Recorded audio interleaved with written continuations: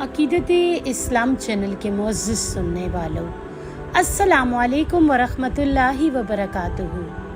आप सल्लल्लाहु अलैहि वसल्लम की ज़ात पर और आपकी आल औलाद पर लाखों करोड़ों अरबों खरबों दुरूदो सलाम। नाज़रीन इकराम, अक़ीदत-ए-इस्लाम चैनल में आपको खुशामदीद कहते हैं। नाज़रीन इकराम, आज की वीडियो में हम आतिशबाज़ी का बयान करेंगे और मज़ीद जानेंगे कि कुरान शरीफ में माल फजूल उड़ाने वालों के बारे में अल्लाह ताला ने क्या फरमाया है और अल्लाह ताला किन लोगों से बेजार है। तो नाज़रीन इकराम, कमेंट बॉक्स में हमें अपनी कीमती राय से ज़रूर आगाह कीजिएगा कि आतिशबाज़ी करनी चाहिए या नहीं।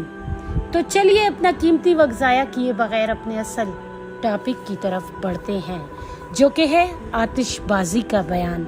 नाज़रीन इकराम, शब-ए बारात में या शादी में अनार, पटाखे और आतिशबाज़ी छोड़ना बहुत गुनाह है।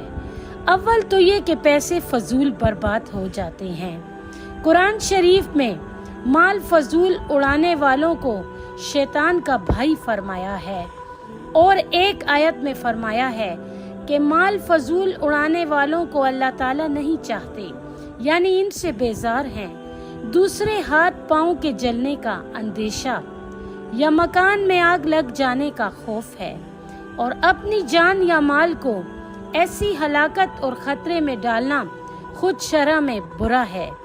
तीसरे, अक्सर लिखे हुए कागज आतिशबाजी के काम में लाए जाते हैं। खुद हरूफ भी अदद की चीज है।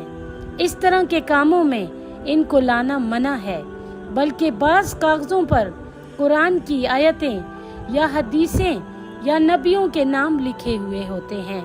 तो नाज़रीन इकराम, बतलाइए तो सही कि इनके साथ बेअदबी करने का कितना बड़ा वबाल है।